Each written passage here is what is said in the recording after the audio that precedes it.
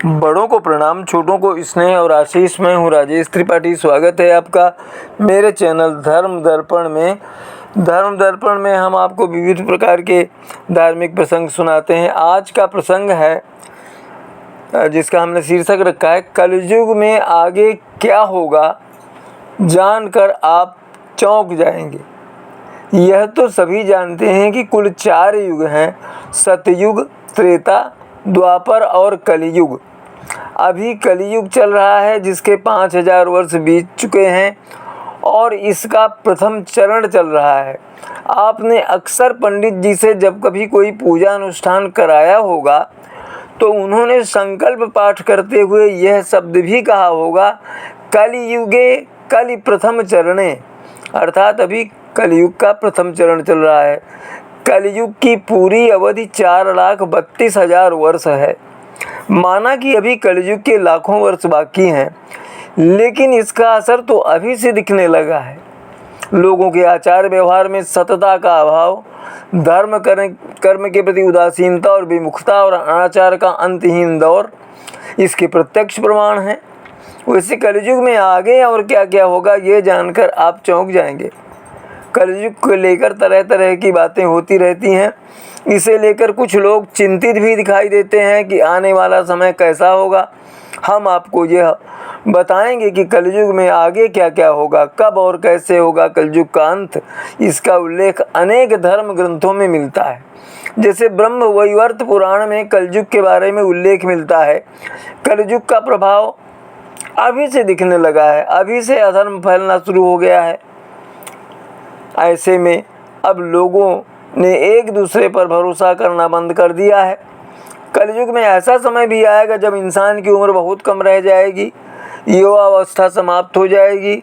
आने वाले समय में 20 वर्ष की उम्र में ही बुढ़ापा आ जाएगा। कलयुग में इंसानों की उम्र बहुत कम हो जाएगी। स्त्री और पुरुष दोनों ही रोगी और कम उम्र वाले हो जाएंगे। 16 वर्ष की आयु में ही लोगों के बाल पक जाएंगे। प्राचीन काल में इंसानों की औसत उम्र लगभग 100 वर्ष रहती थी।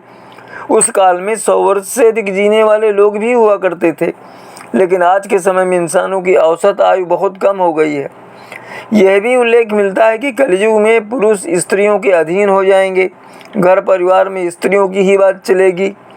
कहते हैं कि स्वयं नारायण ने नारद जी से इस बात का उल्लेख किया था कि कलयुग में एक समय ऐसा आएगा जब सभी पुरुष स्त्रियों के अधीन होकर जीवन व्यतीत करेंगे। हर परिवार में पत्नी ही पति पर राज चलाएगी। पुरुषों की हालत नौकरों के समान हो जाएगी। ऐसा भी कहा गया कि कलयुग की चरम अवस्था में गंगा नदी सूख जाएगी। जब कलयुग के 10,000 वर्ष हो जाएंगे तब सभी देवी देवता जो सूक्ष्म रूप में पृथ्वी पर विद्यमान है वो वापस अपने धाम लौट जाएंगे। मनुष्य पूजन कर्म, व्रत, उपवास और सभी धार्मिक काम करना बंद कर देंगे। एक समय ऐसा आएगा जब जमीन से अन्न उपजना बंद हो जाएगा, पेड़ों पर फल नहीं लगेंगे। धीरे धीरे ये सारी चीज़ें गायब हो जाएंगी। कलयुग में समाज हिंसक हो जाएगा। जो बलवान होंगे उनका ही राज चलेगा। मानवता नष्ट हो जाएगी। संबंध खत्म हो जाएंगे। भाई अपने ही भाई का शत्रु हो जाएगा। महाकवि तुलसीदास जी ने भी अपने रामचरितमानस ग्रंथ में कलयुग के में जो आने वाले परिवर्तनों का उल्लेख कुछ इस तरह से किया है। कलिकाल विहाल किए मनुजा, नहीं मानत को तनुजा तनुजा। कलिकाल विहाल किए मनुजा, नहीं मानत को अनुजा तनुजा। नहीं तो से विचारना शीतलता, सब जाति कुजाति भये मंगता। इसका अर्थ ये है, कलिकाल अर्थात कलयुग ने मनुष्य को बेहाल यानी बेचैन कर डाला है। कोई बहन बेटी का भी विचार नहीं करता। लोगों में न संतोष है, न विवेक है, न शीतलता है। जाति कुजाति सभी लोग भीख मांगने चले वाले हो गए हैं। इतना ही नहीं, लोग देखने, सुनने और पढ़ने लगेंगे अनैतिक चीज़ें। कलयुग में लोग शास्त्रों से विमुख हो जाएंगे। अनैतिक साहित्य ही लोगों की पसंद हो जाएगा। बुरी बातें, बुरे शब्दों का ही व्यवहार किया जाएगा। कलयुग में ऐसा समय आएगा जब स्त्री और पुरुष दोनों ही अधर्मी हो जाएंगे। स्त्रियां पतिव्रत धर्म का पालन करना बंद कर देंगी और पुरुष भी पति के धर्म और कर्तव्य से विमुख होने लगेंगे। कलयुग में चोर और अपराधियों की संख्या इतनी अधिक बढ़ जाएगी कि आम इंसान का जीना मुहाल हो जाएगा।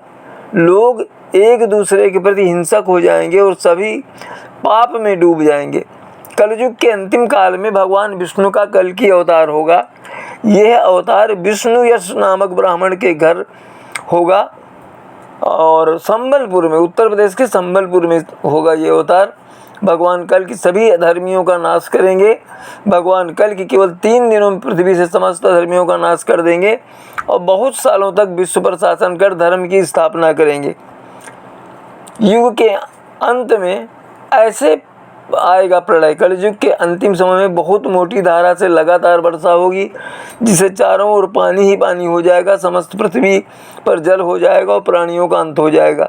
इसके 1,70,000 वर्षों का संधिकाल यानी एक युग के अंत और दूसरे युग के प्रारंभ के बीच का जो समय है उसको संधिकाल कहते हैं। तो संधिकाल के अंतिम चरण में एक साथ 12 सूर्योदय होंगे और उनके तेज से पृथ्वी सूख जाएगी। पुनः सतयुग का प्रारंभ होगा। ऐसा भी कहा जाता है कि कलयुग की चरमावस्था आने तक पृथ्वी का 8वां वैकुंठ माना जाने वाला बद्रीनाथ धाम लुप्त हो जाएगा।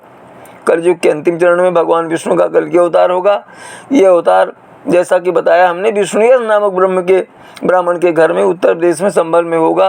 भगवान कल की सभी अधर्मियों का नाश करेंगे। भगवान कल की केवल 3 दिन में पृथ्वी को समस्त अधर्मियों से जो है नाश कर देंगे अधर्मियों का, और अनेक वर्षों तक विश्व पर शासन कर धर्म की स्थापना कर देंगे। अधर्म के विरुद्ध कल की भगवान के युद्ध में 7 चिरंजीवी अश्वत्थामा, बलि, व्यास, हनुमान, विभीषण, कृपाचार्य, परशुराम कल की भगवान की सहायता करेंगे। यहाँ ये बता देना प्रासंगिक होगा कि कल की अवतार जब होगा तब होगा, पर कल की पीठ की स्थापना अभी से हो गई है। भगवान श्री कल की का प्राचीन कल की विष्णु मंदिर उत्तर प्रदेश के संभल जिले में है। कल की पीठ के पीठाधीश्वर आचार्य प्रमोद कृष्णन को नियुक्त किया गया है। महापुरुष अच्युतानंद जी ने अपने भविष्य मालिका ग्रंथ गरुड़ संवाद में उल्लेख किया है कि एक दिन भगवान के प्रमुख भक्त विनीतानंदन गरुड़ ने महाप्रभु से पूछा कि भगवान आपने 4 युगों में अवतार लिया और कलयुग के अंत में आप कल के अवतार लेंगे तो 4 युगों के भक्तों और भगवान का मिलन होगा। आप नीलांचल छोड़ेंगे, दारू ब्रह्म से साकार ब्रह्म बनेंगे, तो भक्तों को नश्वर वैकुंठ से क्या लक्षण दिखाई देंगे जिससे भक्तों को विश्वास हो कि आपके कल के अवतार का समय आ गया है और भक्त मालिका का अनुसरण करने और आपका आशीर्वाद प्राप्त करें। महापुरुष अच्युतानंद ने भविष्य मालिका में लिखा है कलयुग के अंतिम समय में लगातार वर्षा होगी, जिससे चारों ओर पानी ही पानी हो जाएगा। समस्त पृथ्वी पर जलमग्न हो जाएगी और प्राणियों का अंत हो जाएगा। तो इस तरह से ये तो आप कलयुग का जो था वर्णन आपने सुना, कैसे होगा अंत और कल की अवतार होगा कलयुग में। तो आज हमने आपको बताया कि कलयुग में और क्या क्या होगा और कैसे इस युग का अंत होगा। कल की अवतार से धर्म की पुनः स्थापना होगी और सत्ययुग फिर आएगा। इसी तरह के अन्य धार्मिक प्रसंगों और विचित्र प्रकार की धार्मिक कथाओं के साथ हम अगले वीडियो में आपसे मिलेंगे। तब तक के लिए नमस्कार, प्रणाम।